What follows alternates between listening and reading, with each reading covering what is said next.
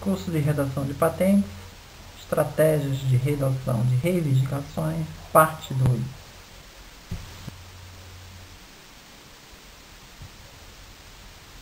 Bom, na primeira parte nós vimos como escrever as reivindicações, ressaltando a necessidade de escrever os elementos essenciais da invenção. Tratou-se também das reivindicações genéricas, da clareza das reivindicações e das categorias de reivindicações. Agora é importante também destacar que o quadro reivindicatório ele também deve ser elaborado pensando em possíveis situações de contrafação e ataques à patente, né? Então a primeira coisa que o requerente tem que ter em mente é que uma vez pedido o exame, no momento do pedido de exame, esse quadro reivindicatório ele não poderá mais ter o seu escopo ampliado por conta da limitação do artigo 32 da Lei de Propriedade Industrial. Então é importante o requerente escrever as suas reivindicações de diversas formas, porque caso contrário ele vai ter dificuldades para inserir elementos novos no quadro reivindicatório ou outras categorias de reivindicação. Então vamos imaginar um exemplo que você tenha como invenção uma pedra para sentar. O estado da técnica escrevia uma pedra para sentar. E você tem como proposta proporcionar um dispositivo para sentar que seja leve e portátil. Bom, sua invenção é uma cadeira, ou seja, um dispositivo para sentar com um ou mais elementos suporte alongados. Isso é que seria a sua reivindicação independente, ou seja, um dispositivo para sentar caracterizado por um dispositivo dotado de assento e um ou mais elementos de suporte alongados. Bom, uma boa estratégia de recuo seria você pleitear numa reivindicação dependente que o número de elementos usados nessa cadeira é 4. São 4 elementos usados como suporte alongados, porque isso resolve o problema de estabilidade, mas isso é um detalhamento. Então você teria uma reivindicação independente mais genérica, onde você descreve um ou mais elementos de suporte, e numa dependente você descreveria o número de 4. Se por acaso alguém atacasse a tua reivindicação independente, encontrasse uma anterioridade para ela, você poderia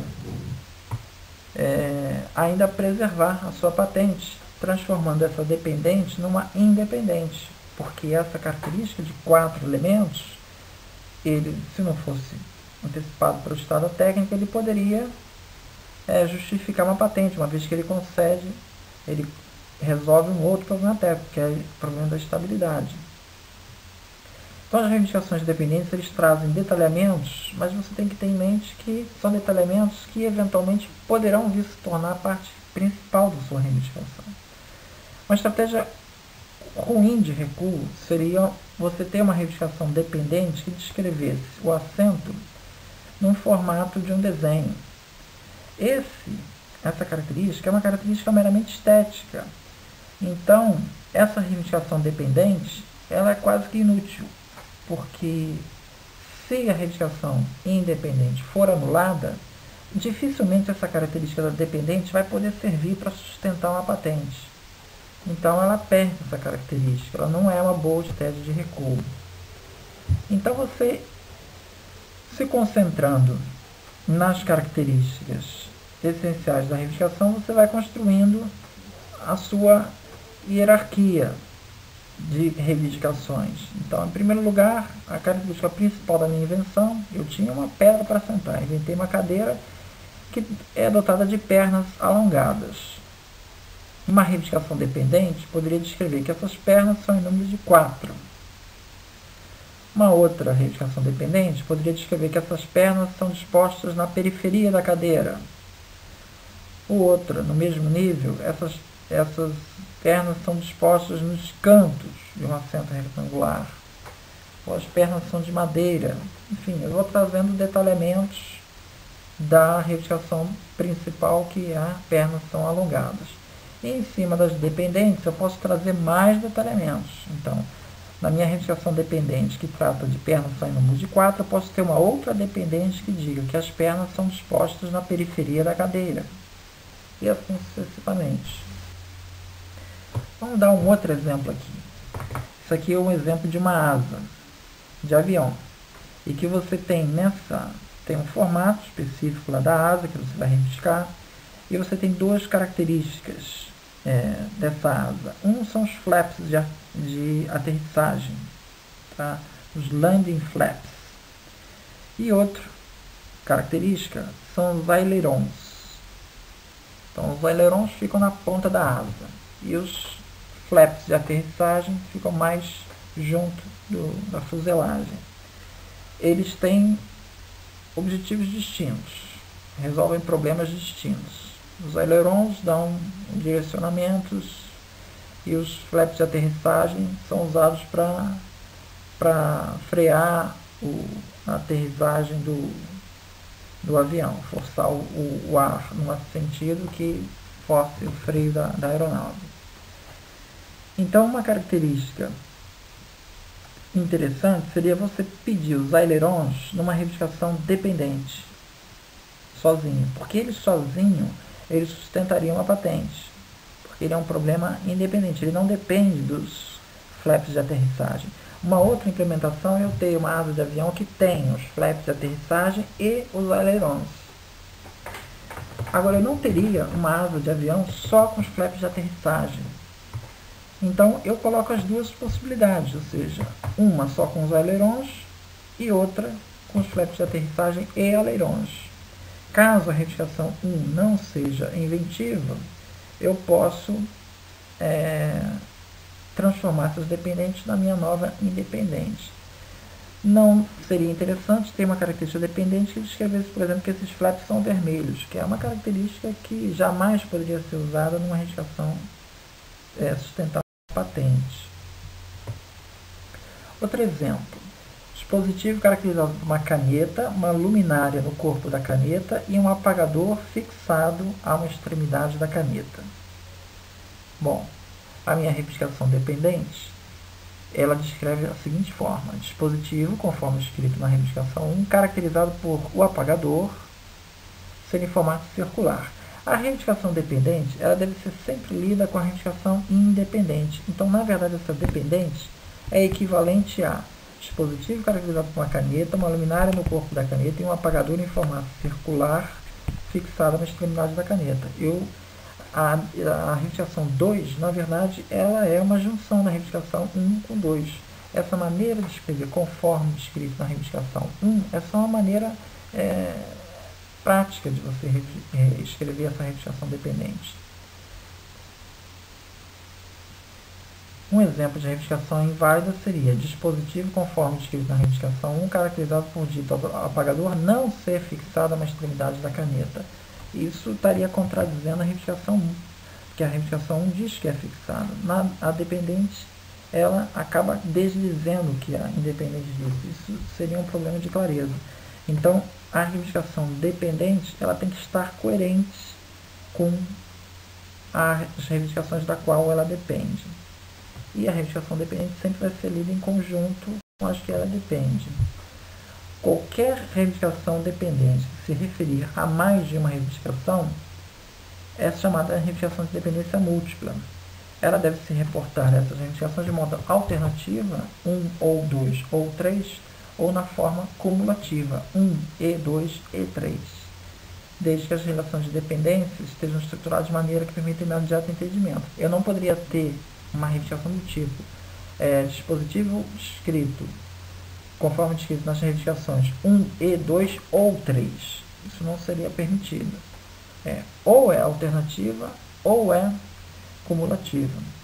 Então, no exemplo da reivindicação 4, dispositivo conforme descrito nas reivindicações 1 e 2, caracterizado pela caneta esferográfica, seria uma reivindicação típica dependente.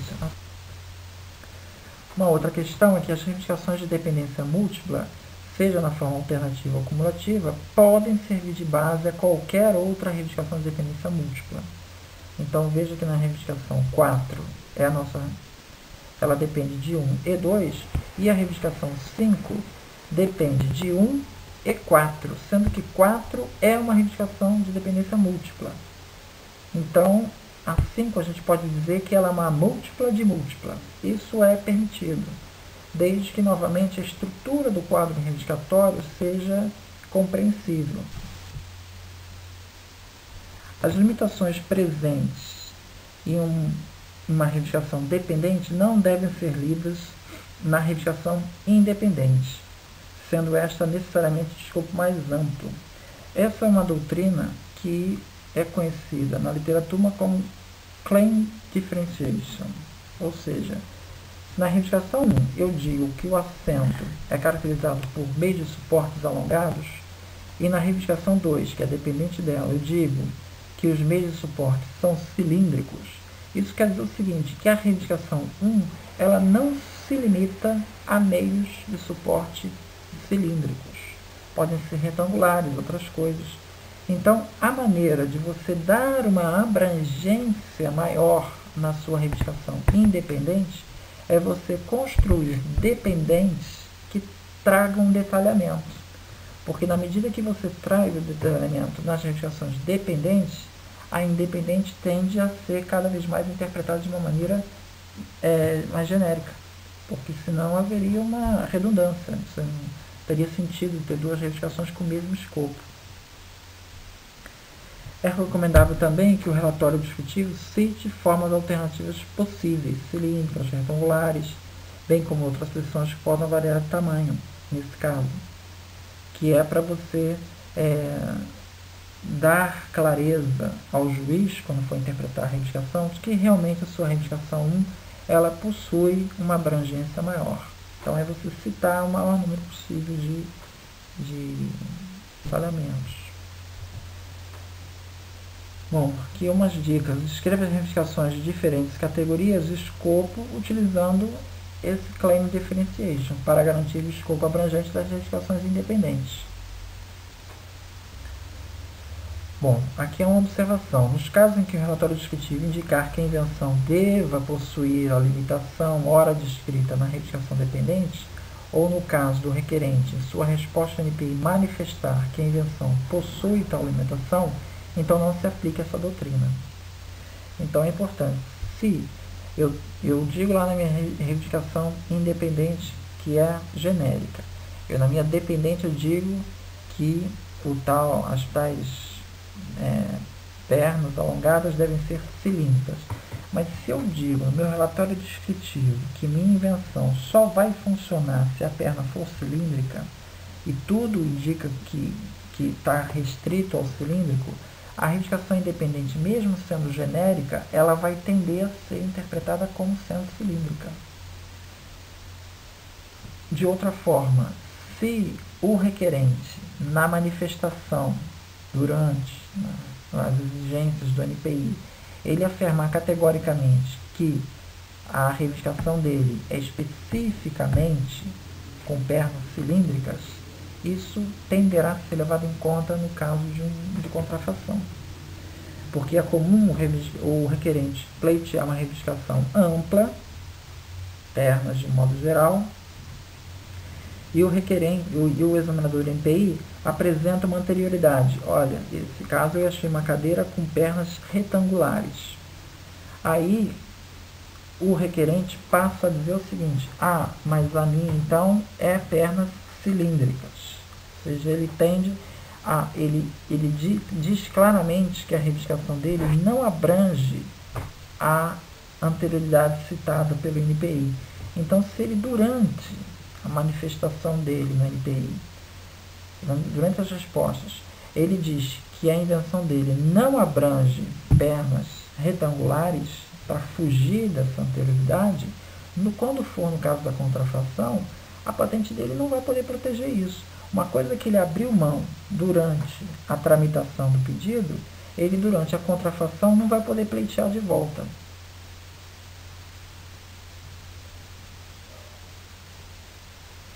Então, é importante que o requerente tenha isso em mente. Outra coisa é, na hora de escrever as reivindicações, novamente, prestar atenção nos termos usados, procurar não ser excessivamente restrito.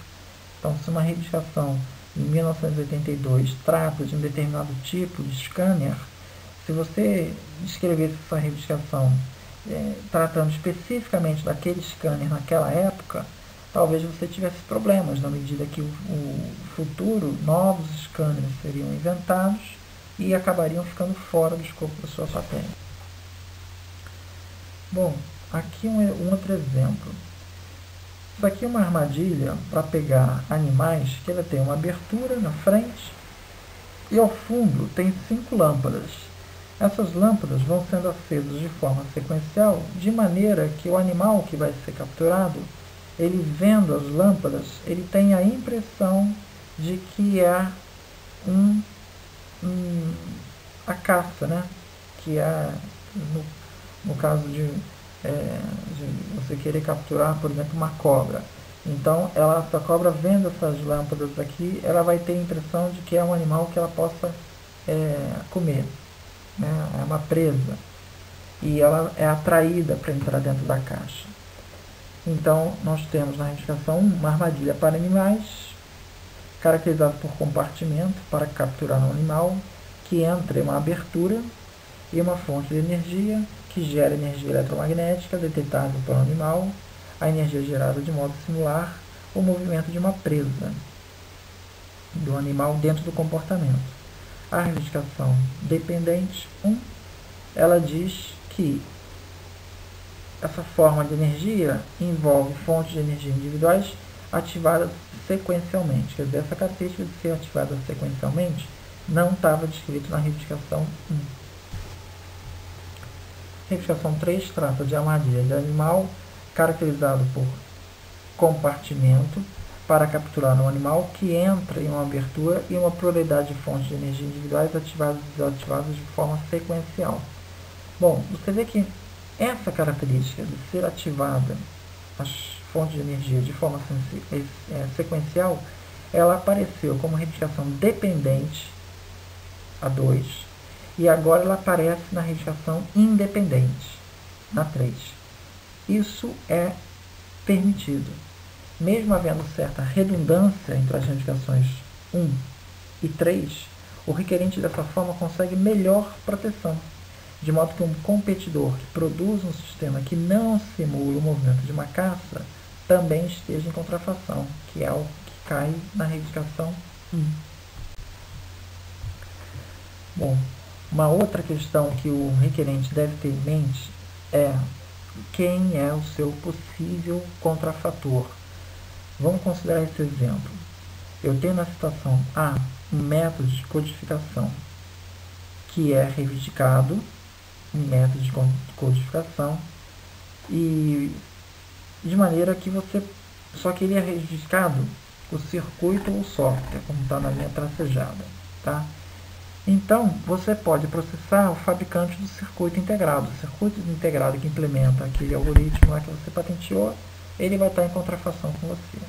Na situação D, você escolheu reivindicar o equipamento completo, envolvendo a parte de varredura do circuito. Então, tem o codificador, mas tem toda a parte de varredura, também está incluída na sua reivindicação. É uma reivindicação única, tá? O que acontece? O equipamento de vídeo na reivindicação B é reivindicado como completo. Logo, os fabricantes de DVD que envolvem as duas partes podem ser processados. Agora, os fabricantes de circuito integrado já ficam fora, porque o fabricante de circuito integrado ele fabrica só a parte do circuito de codificação. Ele não vai fabricar a parte da varredura, do restante do equipamento do DVD. Então, o que acontece? Na situação B, você só vai poder fabricar os fabricantes de DVD. Porque na análise de contrafação é importante que o objeto de contrafação contenha todos os elementos da reivindicação. Então, na situação A, você poderia pleitear, por exemplo, método de codificação caracterizado pela geração de um sinal de vídeo a ser codificado, filtrar o sinal de vídeo em um filtro. Bom, nesse caso, se a invenção é o método de codificação, você colocar essa etapa de geração de um sinal de vídeo limita muito a eficácia dessa reivindicação de método. Quer dizer, se você está inventando método de codificação, você tem que se concentrar nas etapas propriamente da codificação. A parte de geração de um sinal de vídeo, ela não faz parte do processo de codificação. Então, não seria interessante ter essa etapa lá, porque, novamente, para ter uma contrafação, a pessoa vai ter que, o objeto de contrafação vai ter que ter todas as etapas descritas na sua reivindicação. Bom, um outro exemplo aqui. Rede de telecomunicações caracterizada por um escritório central origem, um escritório central destino, um ou mais circuitos de interconexão entre o escritório central origem e o escritório central destino. Bom, qual é o problema dessa reivindicação? Ela está descrevendo uma rede de telecomunicações. Tá? O escritório central origem e destino possivelmente pertence a duas operadoras distintas. Então, dificilmente você vai conseguir processar alguém com uma reivindicação desse tipo, porque dificilmente alguém vai estar operando todos esses elementos em conjunto. Melhor seria descrever a reivindicação da seguinte maneira: central de escritório adaptado para uso de uma rede de telecomunicações, a dita central caracterizada por meios para conexão do escritório central com outro escritório central em uma rede via um ou mais circuitos de interconexão. Veja que você está descrevendo a invenção do ponto de vista de um dos atores, que é, por exemplo, os fabricantes das centrais telefônicas provavelmente vão vender o equipamento para um dos atores, ou seja, uma pessoa que vai usar isso no escritório central origem, por exemplo, ou no escritório central destino. Então, esse fabricante quer um equipamento completo, é uma central de escritório completa, ela vai estar em contrafação com essa reivindicação. Já com a outra, não, porque você só estaria vendendo uma parte da rede de telecomunicações. Em uma reivindicação de método, quando as etapas de diferentes partes podem ser combinadas para realizar as etapas descritas, somente haverá infração direta se uma dessas partes possui controle sobre o todo do processo, de modo que cada uma dessas ações pode ser imputada como tendo sido realizada sob o comando da parte que detém o controle. Então, por exemplo, método caracterizado por selecionar um ícone na tela, transmitir o indicador pela web, receber o sinal e processar o sinal, não está uma reivindicação muito boa. Por quê? Selecionar o ícone na tela é feito pelo usuário. Transmitir o indicador pela web é feito pelo servidor. Receber o sinal é feito por outra coisa. Então, você não vai ter uma pessoa que vai executar todas essas tarefas. Vai ter problemas de acionar alguém por contrafação. Melhor seria você colocar método caracterizado por receber um sinal indicativo de seleção e processar o sinal, ou seja, você está olhando do ponto de vista de quem está processando o sinal, e aí pode acionar judicialmente essa pessoa. Outro exemplo aqui, eu tenho um método que é o seguinte, é um método de reciclagem. Então eu tenho os fios encapados, com plástico, PVC, e o objetivo é o seguinte: eu pego os fios, corto os fios, depois eu picoto eles, e aí eu picoto eles de uma maneira que depois eu coloco ele num tanque com água, de maneira que a parte do isolamento, que é do plástico, que é mais leve, ela vai boiar, e a parte do fio, que é o cobre mais pesado, vai para o fundo.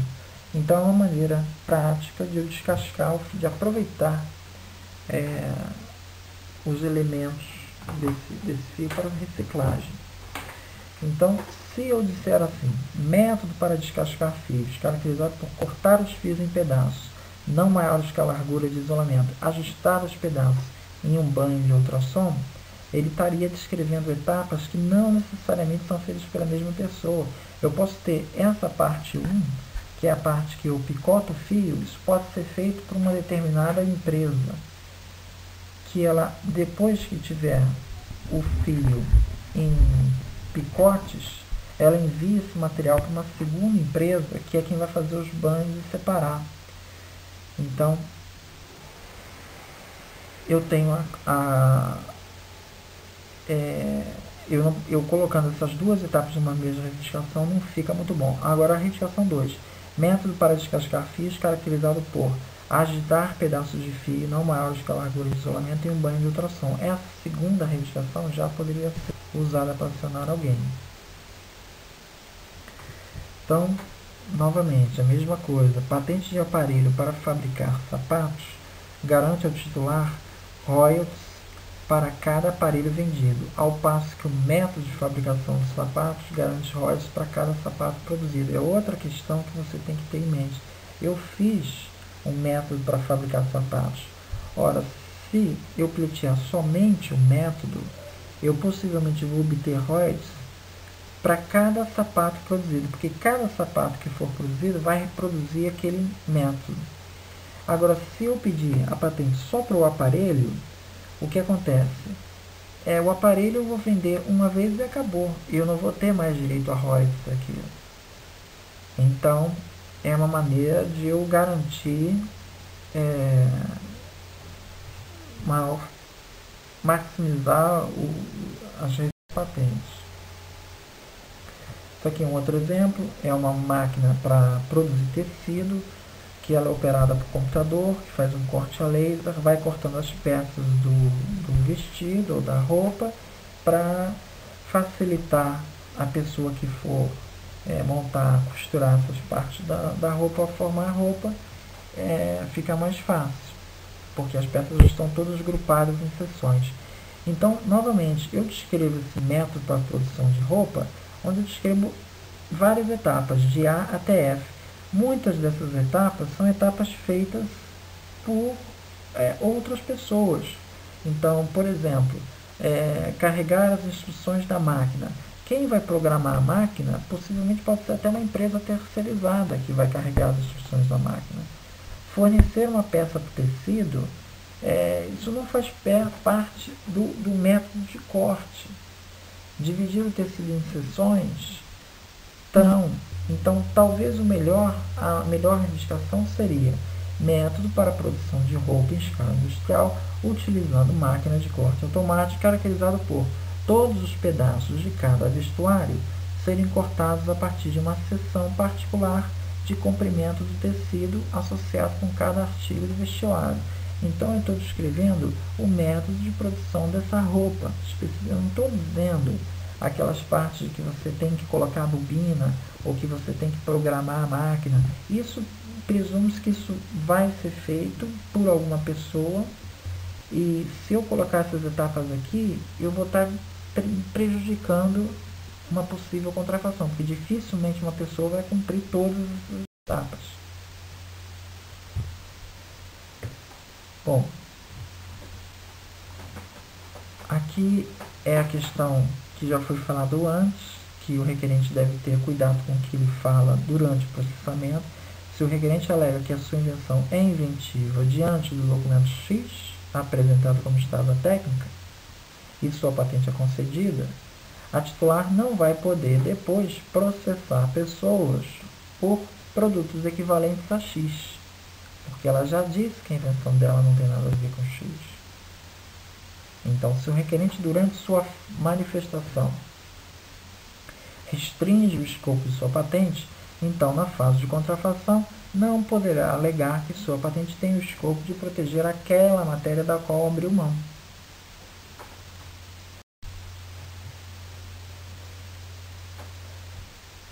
Outra questão é, toda vez que você fizer uma emenda reduzindo o escopo de uma patente ou excluindo uma parte reivindicada, esteja certa de escrever com precisão aquilo que você está excluindo, porque uma coisa comum é o requerente acabar excluindo mais do que deve.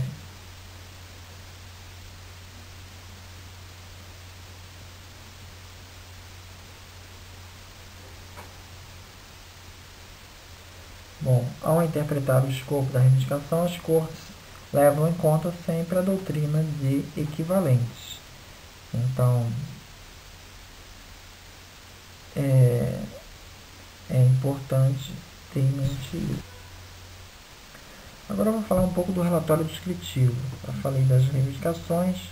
O relatório descritivo, ele basicamente vai ter que descrever o campo de aplicação, o estado da técnica, uma listagem de figuras e uma descrição detalhada. Não é interessante você colocar na parte que você descreve o estado da técnica, você descrever um problema cuja solução seja óbvia. Por exemplo, você está descrevendo o estado da técnica, tá?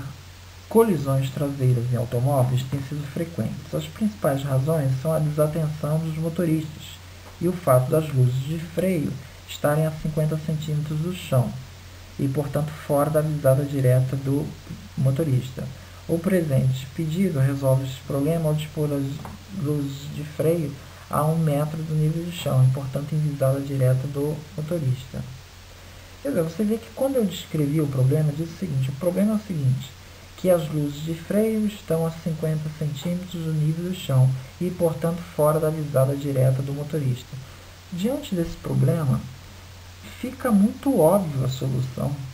Quer dizer, qual é o seu problema? Ah, está fora da visada direta? Isso é um problema? Ah, então é simples, coloca numa altura que fique na visada direta. Se você coloca isso na sua parte, que está descrevendo o problema, está descrevendo o estado da técnica, você está meio que dando subsídios para o examinador dizer que a sua solução não foi óbvia. Vamos ver na segunda maneira de descrever isso. Colisões traseiras em automóveis têm sido frequentes. As principais razões são a desatenção dos motoristas. O presente pedido resolve esse problema ao dispor luzes de freio ao metro. Você vê que nessa segunda forma, eu não apontei que o problema estava no fato do nível ser baixo e estar desalinhado, estar fora da visada direta. Isso o fato de você ter identificado esse problema, isso é parte da sua solução. Se você coloca na forma do problema, isso acaba contribuindo, indo contra você. É importante que, ao descrever a invenção, então você descreve primeiro o estado da técnica, descreve o problema. Logo depois você faz uma descrição bem sucinta da sua invenção, para depois você entrar com as listagens de figuras e depois o detalhamento. Tem gente que nessa descrição sucinta da invenção simplesmente reproduz o que está na reivindicação principal. Isso não é uma boa estratégia. É melhor você aproveitar o relatório descritivo para você dizer claramente qual é o escopo que você pretende para a sua reivindicação principal. É importante você também evitar determinadas construções. Por exemplo, você dizer do tipo assim: a minha invenção é isso. Bom, a não ser que você esteja absolutamente certo do que você está escrevendo, isso pode ser bastante perigoso. Porque se você diz que a sua invenção é isso, quando for na hora do juízo, uma contrafação, se você tiver um objeto de contrafação que seja um pouquinho diferente, o juiz já vai tentar aplicar de modo mais restritivo a doutrina de equivalente, porque ele vai dizer o seguinte: poxa, você mesmo disse que a sua invenção é isso, a contrafação é um pouquinho diferente, então está fora. Então procure evitar essa construção: minha invenção é isso, porque isso pode ser tomado como limitativo. É importante você descrever as características de desempenho da sua invenção de uma maneira bastante objetiva. Então use normas técnicas padrões da indústria que sejam compreendidos pelo técnico no assunto. É importante você descrever as várias alternativas e variações para você facilitar a interpretação do juiz da sua patente. Evite coisas do tipo: a invenção descrita pode ser implementada em várias outras implementações dentro do mesmo espírito da invenção. Isso daí não quer dizer nada. Tenta dizer o seguinte: olha, minha invenção não se limita à fabricação de alumínio, também pode ser utilizada em chumbo, ferro e outros metais. Seja mais específico, dê as implementações que você acha mais prováveis. Deixe bem claro que você tem conhecimento do que pretende proteger.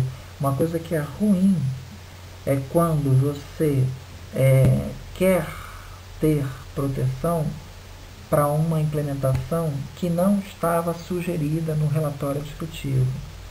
Fica parecendo uma espécie de má-fé, ou seja, você ganhar patente por uma coisa que você sequer imaginava no momento do depósito do pedido. É mais difícil conseguir proteção para isso. É importante também você exemplificar uma forma preferencial de implementação. Não é obrigado, mas procure descrever a forma que você considera mais adequada para implementar a sua invenção. Emendas que acrescentem matéria no pedido não são permitidas. Então, por exemplo, se uma máquina é composta dos elementos X, Y, Z, sendo X formado por A e B, mas você não revelou em lugar nenhum que X é formado por A e B. Você montou a máquina, você sabe que X é formado por A e B. Aí, durante o andamento do pedido, se descobriu que X, Y, Z já era conhecido, aí você resolve agora pleitear o A e B. Não vai ser possível, porque o A e B não foi revelado no pedido. Bom, essas são as dicas para a reivindicação e para o relatório descritivo, algumas dicas pensando principalmente na questão da contrafação. E aqui é uma literatura que eu sugiro, que é um kit de treinamento da Apple, com vários exemplos, e alguns livros do Robert Faber, do Ronald Slutsky, que é um livro mais compacto, do Joseph Root, e o manual da WIPO, todos esses falando sobre dicas e diversos exemplos de como escrever seu pedido de patente e principalmente as registrações.